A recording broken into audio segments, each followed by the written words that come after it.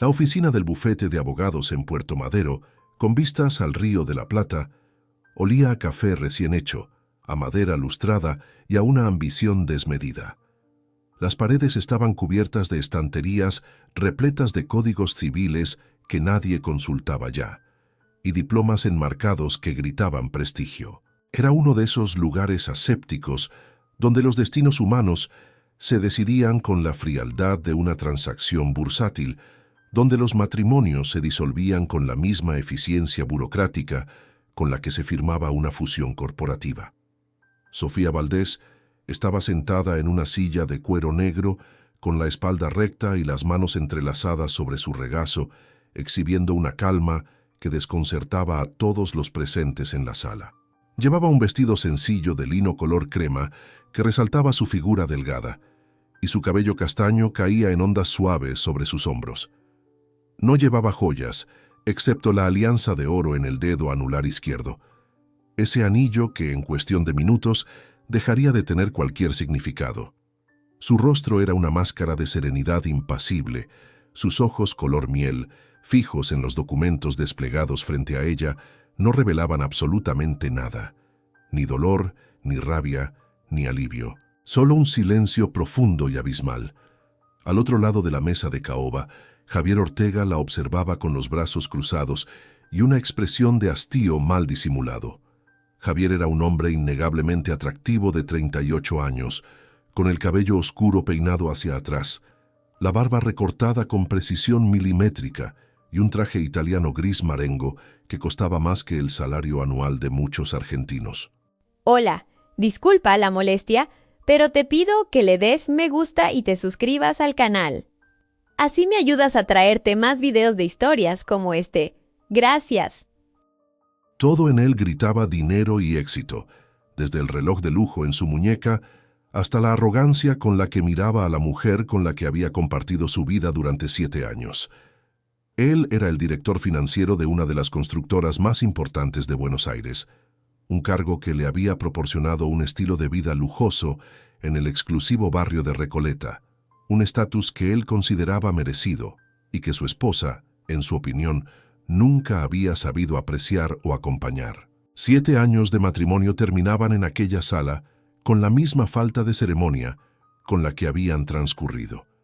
Javier recordaba vagamente el día de su boda, un trámite rápido en el registro civil, porque Sofía no tenía familia a la cual invitar y él no había querido gastar dinero en una fiesta que consideraba innecesaria para alguien de su perfil bajo.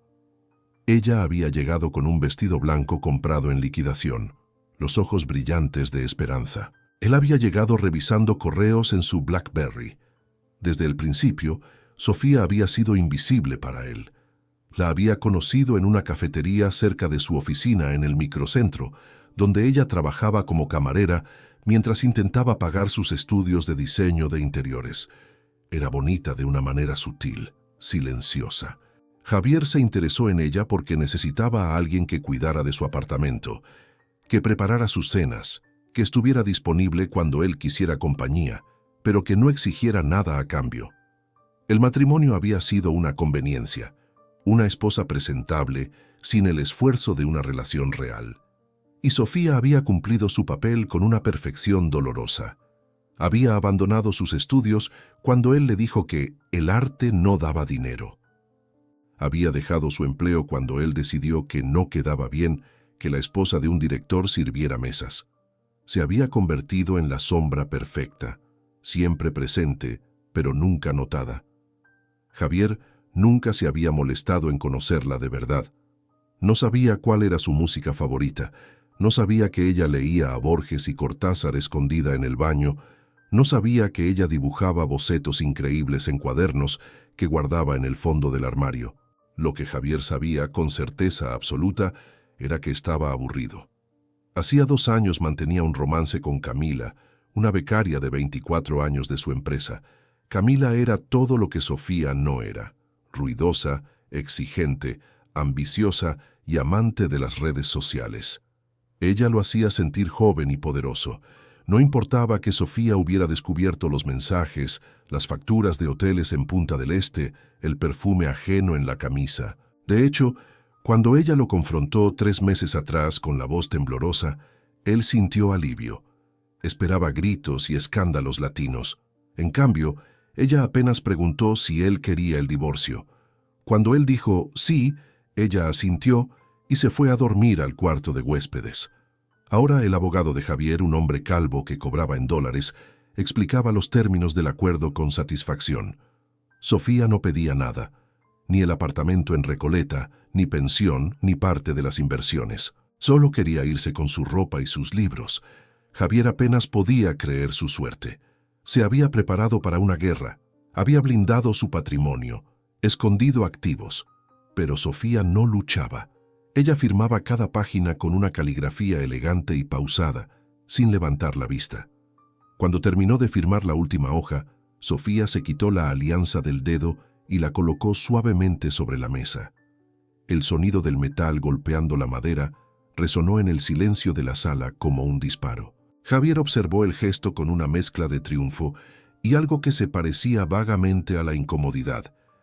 Ella se levantó, tomó su bolso sencillo y por primera vez en toda la reunión lo miró directamente a los ojos. No había odio en aquella mirada, no había lágrimas. Había algo que Javier no supo interpretar, una especie de piedad distante, como si ella supiera un secreto del universo que él ignoraba por completo.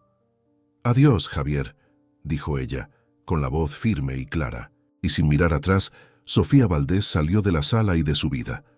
Javier se recostó en la silla sonriendo. Había ganado. Era libre de la esposa aburrida y estaba listo para vivir la vida que merecía con Camila. Lo que él no sabía, lo que su arrogancia le impedía ver, era que la mujer que acababa de cruzar esa puerta no era la Sofía sumisa que él creía conocer, y que su silencio no era de derrota, sino el preludio de una tormenta que estaba a punto de poner su mundo de cabeza. Sofía caminó 3 cuadras por los diques de Puerto Madero antes de permitirse respirar profundamente. El aire húmedo del río nunca le había parecido tan dulce. Por primera vez en 7 años, era libre. Libre de las críticas constantes sobre su vestimenta, de la indiferencia gélida, de la sensación de ser un mueble más en su propia casa. Sacó su teléfono celular y marcó un número que sabía de memoria. «Está hecho», dijo ella, con la voz embargada por la emoción contenida. «Se acabó». «Voy a buscarte, querida», respondió una voz masculina, grave y cariñosa, del otro lado. 10 minutos después, un Audi negro con vidrios polarizados se detuvo suavemente a su lado. El chófer abrió la puerta y Sofía entró en el asiento trasero, donde un hombre de unos 60 años, distinguido y canoso, la esperaba con los brazos abiertos. La historia de Sofía era mucho más compleja de lo que Javier jamás se había interesado en descubrir. Había nacido en una provincia del interior, hija de madre soltera. Nunca había conocido a su padre. Su madre había muerto cuando ella tenía 18 años, dejándola sola en el mundo con deudas y sueños rotos. El matrimonio con Javier había sido una huida de la precariedad que resultó ser una prisión dorada pero fría. Pero, hacía un año, revisando viejas cajas de su madre, Sofía había encontrado una carta antigua, nunca enviada, escrita por un hombre llamado Rafael Valdés. En la carta, fechada antes de su nacimiento, Rafael prometía volver para buscar a su madre y al bebé. Rafael había muerto en un accidente en la Patagonia meses después, sin saber que tenía una hija. Sofía investigó. Descubrió que Rafael tenía un hermano mayor, don Arturo Valdés, hoy uno de los hombres más ricos de Argentina, dueño de la cadena de hoteles de lujo Valdés Collection y de los viñedos más premiados de Mendoza. 6 meses atrás, ella le había escrito. La respuesta vino personalmente. Don Arturo apareció en la cafetería donde ella tomaba el té. Un hombre con los mismos ojos color miel que ella. Trajo álbumes de fotos, historias del hermano que perdió y lágrimas de un tío que descubría que no estaba solo en el mundo, pues no tenía hijos propios. Desde entonces se había convertido en la familia que Sofía nunca tuvo. Fue él quien le dio el coraje y el soporte jurídico, en las sombras, para salir del matrimonio sin pedirle nada a Javier, pues ella ya tenía mucho más de lo que él podría ofrecer. Arturo la abrazó en el auto. «Bienvenida a tu nueva vida, Sofía». Aquella noche la llevó a un piso de lujo en Palermo Chico que sería suyo. Le ofreció un cargo en la dirección creativa de su cadena hotelera, sabiendo del talento innato de ella para el diseño y la oportunidad de retomar sus estudios. No era caridad, era herencia, era derecho de sangre. Sofía aceptó, pero con una condición. Nadie debía saber de la conexión familiar todavía. Quería empezar de nuevo por mérito propio y quería que el divorcio fuera limpio, sin que Javier supiera lo que perdía por interés. 3 semanas después, en un sábado soleado de primavera, tío y sobrina decidieron ir de compras por la avenida Alvear y el patio Bullrich para renovar el guardarropa de Sofía. Reían, iban del brazo, felices por la conexión reencontrada. Lo que no notaron fue al paparazzi que los seguía desde la salida del hotel. Las fotos se vendieron esa misma noche. El titular explotó en los portales de chimentos y revistas digitales el domingo por la mañana. El magnate Arturo Valdés es captado con un misterioso nuevo amor en una tarde de compras de lujo. Las fotos mostraban una intimidad evidente. Él cargando bolsas de Hermès y Louis Vuitton, ella riendo, un beso cariñoso en la frente. Javier se enteró de la peor manera posible. Camila, su amante ahora oficial, estaba desayunando y haciendo scroll en Instagram cuando soltó un grito agudo. «¡Javier! ¡Mira esto! ¿No es tu ex?». Javier tomó el teléfono, el corazón saltándose un latido. La foto de Sofía lo miraba desde la pantalla, pero no era la Sofía apagada y gris que él conocía. Era una mujer deslumbrante, con un vestido azul real, cabello brillante, maquillaje perfecto y una sonrisa radiante. Parecía viva de una manera que nunca había estado con él. Y a su lado estaba Arturo Valdés. El mismo Arturo Valdés, cuya cadena hotelera era uno de los clientes más grandes de la constructora donde Javier trabajaba. El hombre con quien Javier había intentado agendar reuniones por meses sin éxito. El hombre cuyo patrimonio superaba los $500 millones. La sangre de Javier hirvió. No eran celos, se repetía a sí mismo. Era la sensación de haber sido engañado. Cómo esa mujer insignificante, que había aceptado el divorcio sin chistar, estaba ahora en los brazos de uno de los hombres más poderosos del país apenas 3 semanas después. Me estaba engañando, pensó él, proyectando su propia culpa y bajeza moral. Le mandó un mensaje furioso.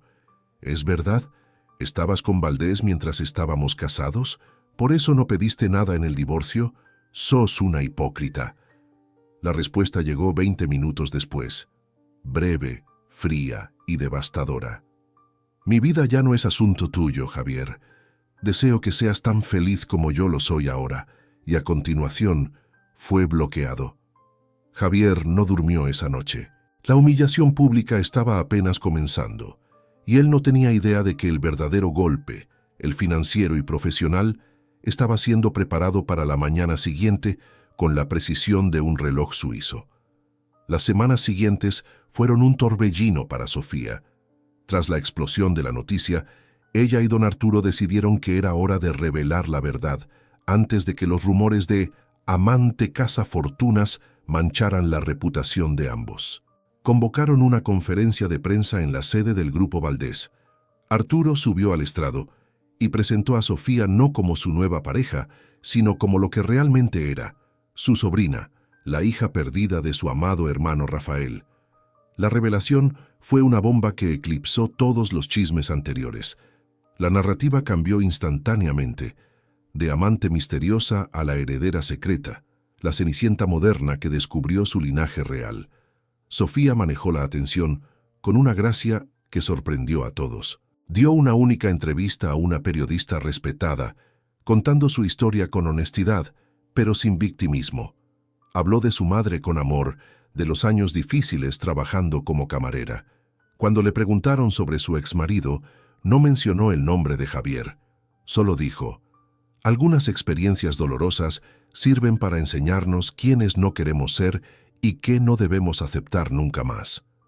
Esa frase dolió a Javier más que cualquier insulto directo. Para Javier Ortega, la vida se convirtió en una pesadilla despierta. En la oficina los colegas lo miraban con una mezcla de burla y descreimiento. ¿Cómo pudo divorciarse de la sobrina de Arturo Valdés sin saberlo? ¿Cómo dejó escapar a una mujer que valía millones? Se convirtió en el chiste del mercado financiero porteño, el hombre que cambió a una heredera por una becaria. Su jefe, el CEO de la constructora, que siempre lo había tratado con respeto, ahora lo evitaba. Y entonces llegó el golpe final. Un mes después de la revelación, Javier fue llamado a Recursos Humanos. Al entrar en la sala de vidrio, encontró a su jefe y al director legal con expresiones sombrías. «Siéntate, Javier», dijo el jefe, sin rodeos. «Tenemos malas noticias. El Grupo Valdés ha rescindido todos los contratos de construcción y reforma con nuestra empresa esta mañana. Cancelaron 2 hoteles nuevos en la Patagonia y la reforma de las oficinas centrales». Javier sintió que el suelo desaparecía. «¿Pero por qué? Eso es ilegal, tenemos contratos firmados». Pagaron las multas de rescisión. Dijeron que fue un cambio de dirección estratégica. Pero el mensaje extraoficial fue claro. Don Arturo Valdés no hace negocios con la empresa que emplea al hombre que humilló a su sobrina durante 7 años.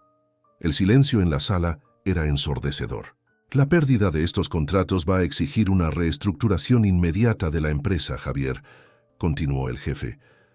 «Tu departamento será fusionado, tu puesto ha sido eliminado, estamos prescindiendo de tus servicios hoy mismo».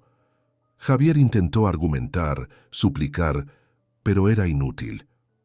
Firmó los papeles con las manos temblorosas, la ironía quemándole la garganta. Él había hecho firmar a Sofía un divorcio sin nada. Ahora, él firmaba su propia sentencia de ruina. Salió del edificio con una caja de cartón conteniendo sus pertenencias personales, el sol de la tarde burlándose de su miseria. Al llegar a casa, encontró el apartamento en silencio. Camila se había ido. Dejó una nota diciendo que no podía lidiar con toda esta energía negativa y que la diferencia de edad estaba pesando. En realidad, Javier sabía el motivo. Sin el sueldo de director y sin el prestigio, él ya no le servía. Las tarjetas de crédito empezaban a rebotar. En 30 días, Javier Ortega perdió a su esposa, su empleo, su amante y su reputación. Se vio solo en el apartamento caro que ya no podía pagar, rodeado de muebles de diseño que ahora parecían fríos y sin vida. Por primera vez, entendió lo que Sofía había sentido por 7 años, el dolor agudo de ser descartable. Los meses siguientes fueron los más oscuros en la vida de Javier. Tuvo que malvender el apartamento en Recoleta y su coche importado para pagar deudas acumuladas por su estilo de vida extravagante. Se mudó a un apartamento pequeño y húmedo en un barrio alejado, una humillación que jamás pensó vivir. Envió decenas de currículums, pero su reputación lo precedía. En el círculo cerrado de la élite porteña, nadie quería contratar al hombre que había enfurecido a Arturo Valdés. Mientras tanto, Sofía florecía. Su trabajo como diseñadora en los hoteles de su tío llamó la atención por su talento genuino, no por su apellido. Rediseñó las suites de un hotel boutique en Bariloche con un estilo que las revistas elogiaron como fresco y auténtico. Retomó la universidad asistiendo a las clases con la misma humildad de antes, pero la mayor transformación fue interna. Sofía encontró su voz. Aquella voz que Javier había silenciado por años, ahora reía alto, daba opiniones en reuniones y brillaba con luz propia. Y encontró el amor. No un millonario, sino Tomás, un arquitecto de 40 años que trabajaba en uno de los proyectos del grupo. Tomás era un hombre simple, honesto y apasionado por su trabajo. La miraba como si ella fuera la persona más interesante del mundo, no por ser una heredera, sino por ser Sofía. Se conocieron discutiendo sobre planos y terminaron cenando juntos, descubriendo almas afines. Tomás sabía quién era su tío, pero no le importaba. Amaba la forma en que ella se mordía el labio al concentrarse y cómo sus ojos brillaban al hablar de arte. Un año después del divorcio, Sofía y Tomás se casaron en una ceremonia íntima en un viñedo en Mendoza con la cordillera de los Andes de fondo. Don Arturo la condujo al altar, orgulloso.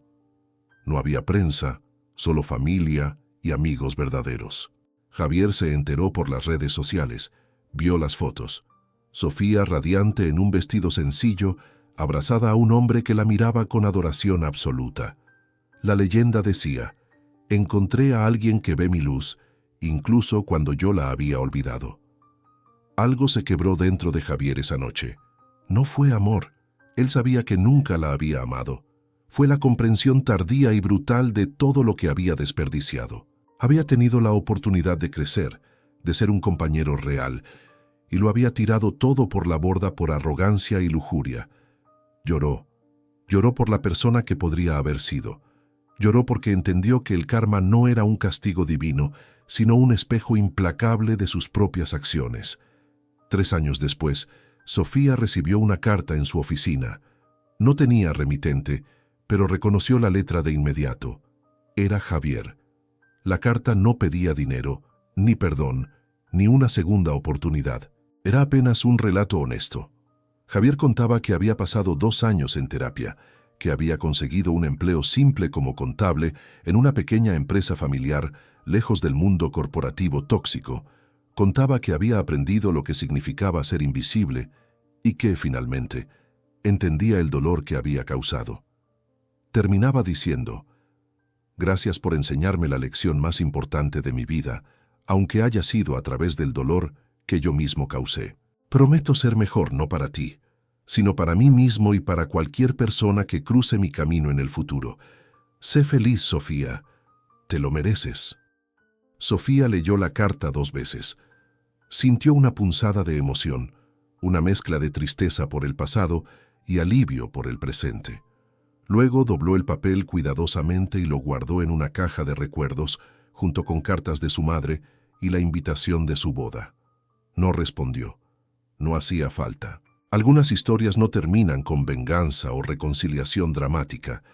Terminan con el silencio de quien ha encontrado la paz y ya no necesita que el pasado valide su presente. Sofía miró por la ventana de su oficina, donde el sol se ponía sobre Buenos Aires. Tenía un esposo que la adoraba, un tío que la protegía, un trabajo que amaba y una hija en camino. Había aprendido que la mejor venganza no es destruir al otro, sino construir algo hermoso sobre las cenizas de lo que fue destruido. El silencio con el que había firmado aquel divorcio no había sido una derrota. Había sido el primer paso hacia la vida extraordinaria que siempre mereció.